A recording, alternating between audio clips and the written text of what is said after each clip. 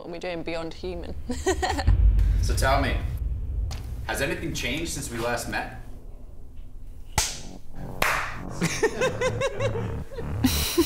Beyond Human, Episode 2. The Collins Cup is almost here. When that gun goes, it is anybody's game. A head-to-head showdown between the best triathletes in the world. There'll be nowhere to hide. There's nothing that makes you so proud. Triathlon's the epitome of redefining what's possible. It's in your bones, it's in your soul. It's all-encompassing to the depth of your being. On the 28th of August 2021, 36 of the world's best athletes will descend on San Marin, Slovakia for a competition like no other. It's between Team Europe, Team America and Team International, and will determine who rules triathlon. The Collins Cup will be the biggest race in the history of our sport. It's head-to-head. It is mano a mano. No one really knows what it'll look like. You're not just competing for yourself. Let's go kick some ass, Team USA. Let's go get it done. Lionel, you got this! I do feel pretty confident I can break these people.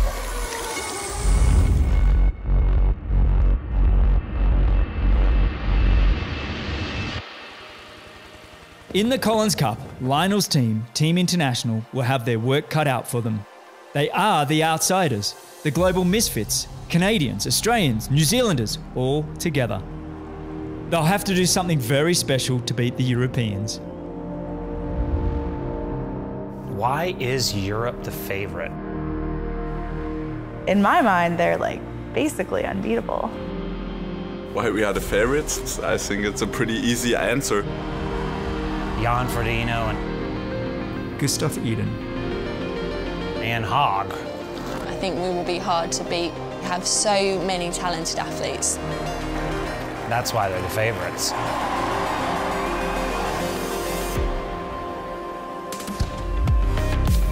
Over this distance, I would say the Americans are probably the #2 seed. The internationals are the underdog. I don't think I can sit here and say, oh, America's 100% gonna win. I mean, we've already got all of the Team Europe guys doing that. There will be a huge amount of tactics. It's a 1v1v1 format, so it's 3 people at a time. This is the intriguing part, who you pair against who. Are we going to stack our strongest athlete against the strongest athletes on the other team, or are we going to forfeit a round?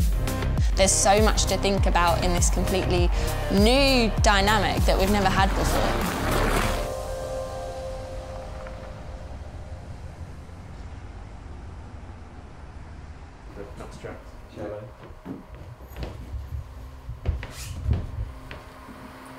Okay, I think we're good. Cool, yeah, you happy? I'm looking in that like it's a mirror. Well, maybe it is. So we're here today in our lovely pain cave. It's been taken over by film crews and camera crews.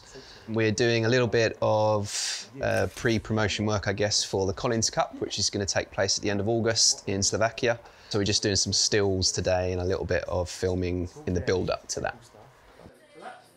I probably was quite a hyperactive child.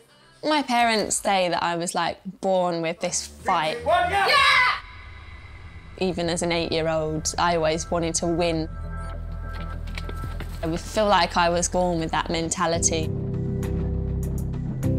To be a top-level athlete, you do need to have that sadistic love of pain. Pain is very important to me. I love pain in training, I love pain in racing, and I think when I'm up the front of the race and I'm hurting so hard, I'm just thinking, well, the other girls are either hurting just as much, if not more, and they need to gain time on me because I'm leading. Pain plays a big part in triathlon.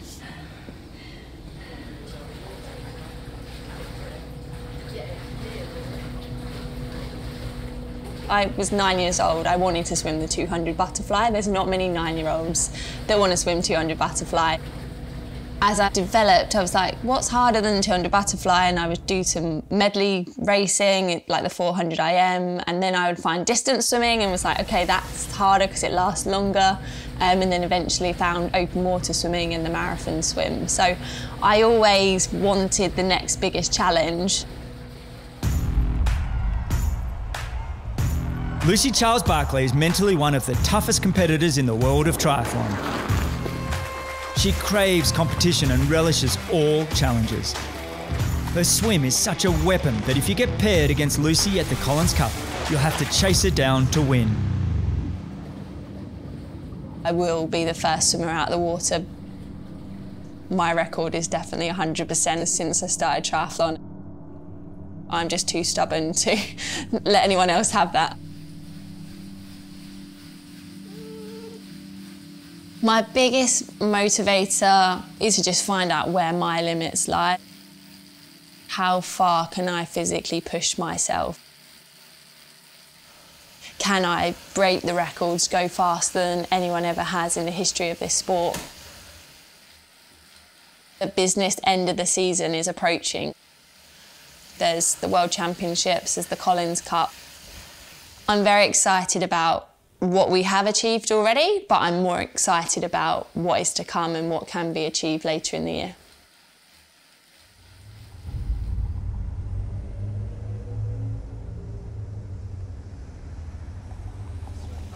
You're probably going to be just fine, yeah.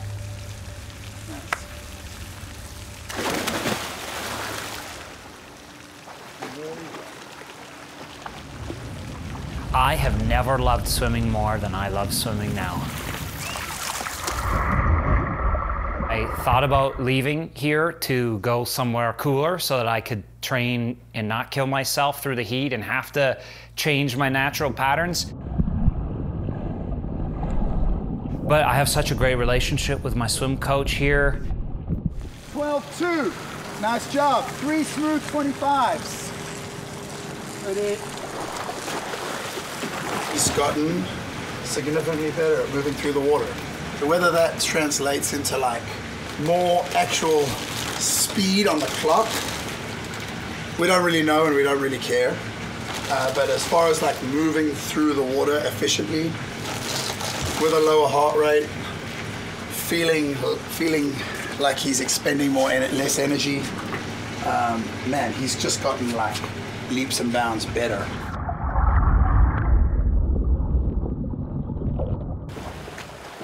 For the longest time, I was muscling the water.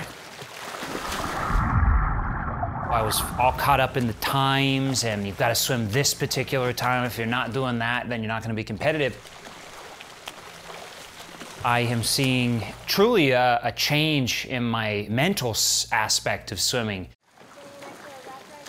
He's learned to feel the water a little better and start to really get a good perception of how much force he needs to apply on the water to move himself through it. And that's the whole secret of swimming, is how do I manipulate this stuff, this crazy stuff called water, and move myself through it without just spinning my wheels out.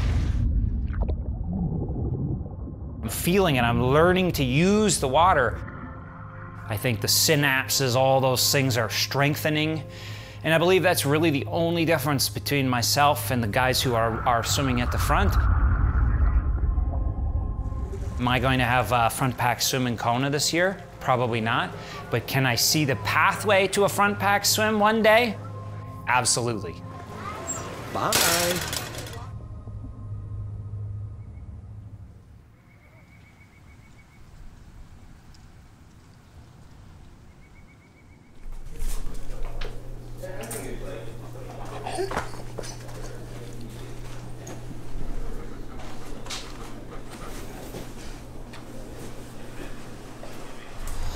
Going up to Elk Lake for a swim in the lake, open water. Pools are pretty busy here now that everything's open, so it's nice to escape up to where there's no people and do a little open water practice. It's also going to be super hot today, so it'll feel nice to swim in the cold lakes. I grew up in Edmonton, Alberta. It's the capital of Alberta in Canada.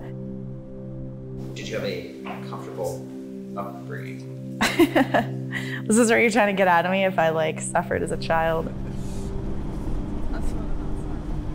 As a child, I was stubborn and also quite shy.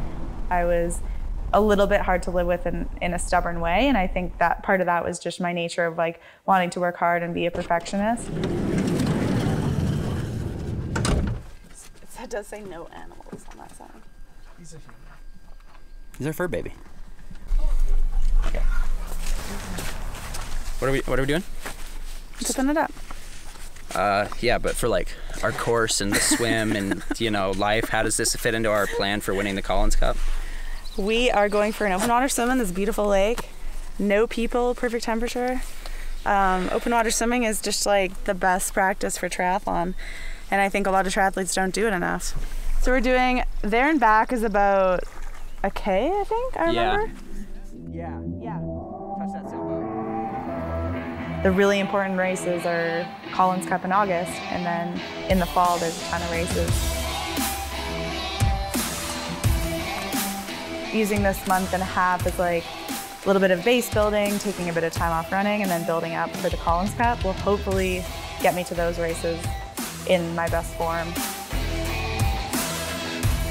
I am very different when I get into a race and the start gun goes off. I'm insanely competitive and want to win, but I don't feel that way every single day. I don't have super high confidence in myself or anything. When I watch people like Lionel Sanders or Daniela Reef or Jan Frodeno, I'm inspired by how they're pushing the limits of what we ever thought was possible in the sport and how fast they are and how good they are. Paula Findlay is a really exciting athlete because you don't know what you're going to get with her. She's been written off before, and after Daytona, no one will make that mistake again. Eric, are you ready for us to roll out? Yeah. I have like one-off performances where I do really well. After Daytona, I think anything is possible in terms of my potential as a triathlete. Paula Findlay from Canada, the 2020 PTO champion. I would love to be a world champion in triathlon at some distance. That is a little ambitious and probably won't happen, but that would be my dream goal.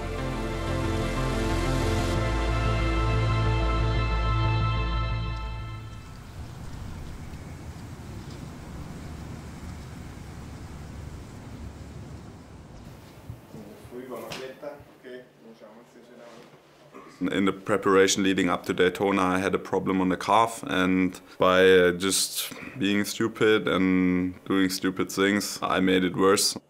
That was part of the reason why I didn't finish the race. The athletes are ready, and we're ready as well. The cannon goes off. Sebastian Kinley, who arguably is the fastest bike rider on the course today, along with the likes of Lionel Sanders, is only 1 minute down. Not sure what is going on with Sebastian Kinley, but he's slowed right down and pulled off the course. Yeah, I completely fucked it up.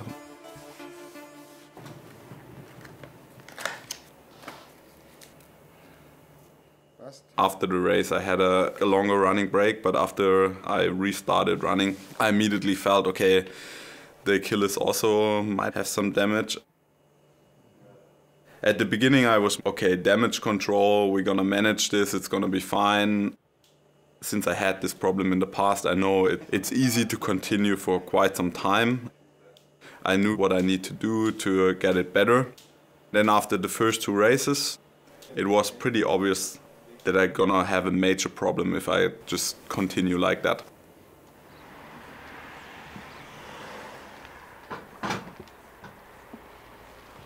I can't make another full preparation for the most important races that are coming up with an injury like that. Not against the competition we have in our sport now. Going to a strict rehab routine, so it's not a lot of actual real training. Yeah, today it was a physio session with some shockwave treatment and just trying to always keep the calf happy and the tendon happy. Probably the most important question in our sport is to know how far you can push without destroying yourself. I've obviously done that in the lead up to Daytona, and I'm still very, very mad at myself. I built an environment around myself with people I trust. And in that moment, I wasn't able to tell them, like, there's something wrong, you know, maybe we need to take a step back.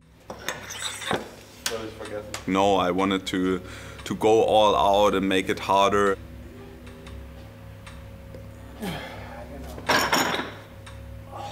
At my age, you should not do these mistakes anymore. Sebastian Kienle has been fighting for fitness since Daytona, but this man is one of the best there has ever been. This man has done everything. He's won everything.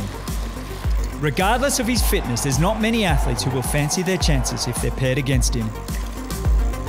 There's usually not a lot of races where I'm off. I will always be able to bring something on that day. He's a very tough individual, somebody that likes to be in a race in a head-to-head battle.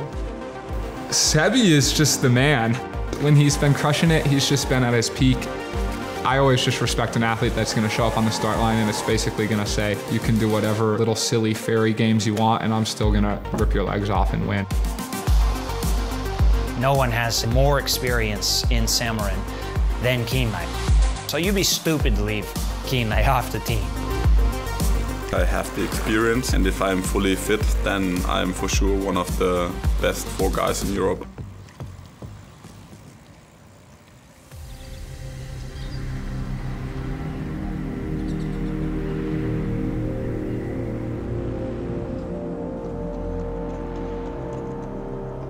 My name is Sam Long. I am a professional triathlete. I'm pursuing being the best athlete in the world. I think it's just a matter of when, not a question of if. This is actually where I went to middle school, and this is when I first started running. My first ever mile, I came out and I ran 6:28 in gym class, just completely off the couch, and my gym teacher was a little bit impressed for zero run training, and that's kind of when it all started. When I was 18 years old, I jumped off a cliff skiing and I tore my MCL. The first thing you can do back from that is rehab, is actually swimming. And then the next thing you can do is bike on a stationary trainer with a knee brace. My dad said, why don't you do Ironman Boulder? I loved it. I said, I can do it as my rehab, I can do it as a rite of passage of graduating high school. And I signed up. I won my age group by 50 minutes. Yeah. I've been hooked ever since. Sam Long is exciting, loud, brash, and improving at an incredible rate. He's the top-ranked American and will be looking to upset as many people as possible on and off the course. My mental wiring is something that's pretty unique to me, and that's actually my biggest competitive advantage over any type of physical attributes I may or may not have. I love to be out on the bike all day on my own, 10 hours on the bike. Pushing all day is basically my favorite day imaginable, and I don't think most people would say that, even the other top pros. I'm a bit different. Yo, yo, yo! I don't know, that's all I know about him. Big personality, big old personality. I don't know if it's for show. He's definitely a big mouse, for sure. He brings some spice to the sport, it's great. We don't want to have guys that are all lookalikes and clones and talking the same bullshit all the time. It's good that he's pushing a couple of buttons. I don't think I ever really say anything that would push buttons. 50% of the stuff that I want to say, I don't say, and that's the stuff that would really get me in trouble. And then I say things that I think are completely vanilla and atomic bombs go off. I don't know if we should call it a talent. Is it a talent to rub people the wrong way, or is it a curse? Whatever it is, I've got it.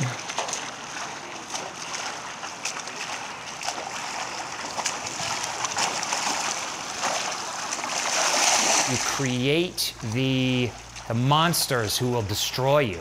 Jan and Sebastian have created me becoming a better swimmer, a better biker, a better runner, having to be mentally stronger. They've created that. Sam Long is going to literally devote his career to destroy me. That's what he wants to do. If you can come and destroy me, then destroy me, no problem. If you look up to them too much and think of them as too much of gods, then you'll never have a chance of beating them. As I've progressed as an athlete, I've had to sort of play mind tricks with myself to bring them off of that pedestal so that I've been able to compete with them. I'm just focused on improving.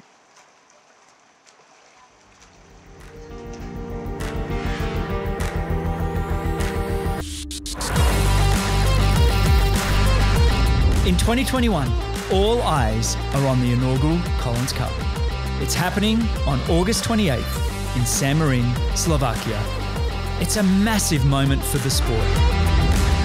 Each race will be between 3 athletes, 1 from each team. There's 36 athletes taking part, which means there'll be 12 races in all. It will consist of a 2-kilometre swim, 80-kilometre bike, and an 18-kilometre run. 100 kilometres of all-out action.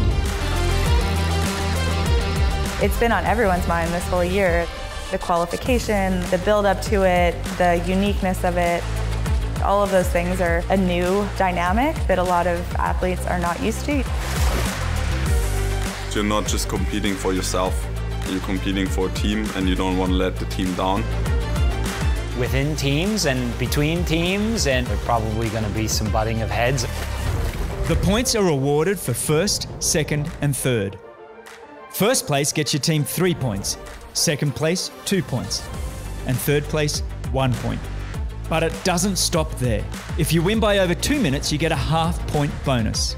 If you win by over 4 minutes, you get a 1-point bonus. And if you beat your competition by over 6 minutes, you get an extra 1.5 points. Every second will count for every athlete on every team in every race. There has never been a race like this before. It's a very intriguing concept. I'm representing a whole continent.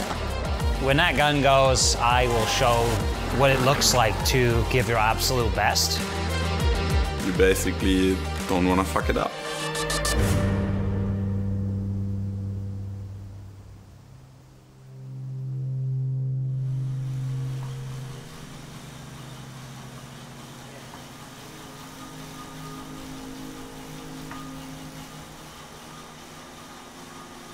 I think Lionel Sanders is a huge draw card for the international team. He brings an energy and a passion that you need to have in a team, and I think he's got the experience. To have someone like a Lionel Sanders, somebody that wears his heart on his sleeve, I think in a team sport you need to have those kind of people. If you don't race well, he's a bit scary. Yes, there's definitely added pressure. I respect Lionel, look up to him, wish I could be more like him in my training and diligence. That's what it takes to be the best. I'm getting to a point where, I'm 33 now. I can just feel the mental, physical, and strategic sense all coming to the forefront now that I've spent 10 years honing.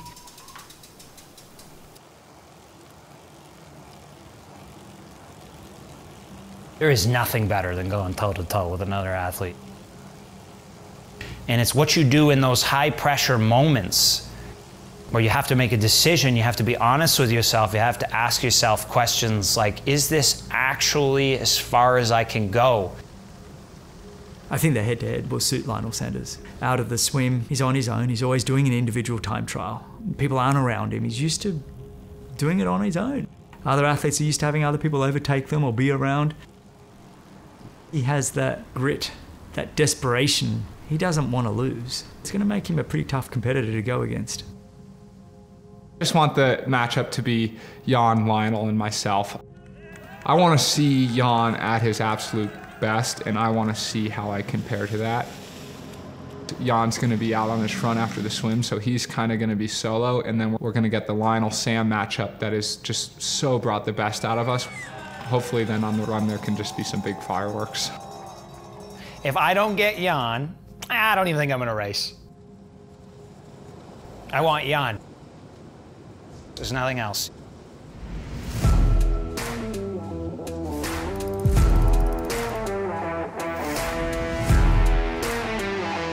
The Collins Cup is going to be completely different than what we've ever seen before. It's going to be wild having the top 18 males and the top 18 females there. A race like this is much more about just brute force and who wants it more. You're all in it together, and every place and every performance truly, truly matters. The pressure is higher, the stakes are higher. It's what we train for every day. It's what we dream about. It's huge. It's creating a legacy that you want to be a part of.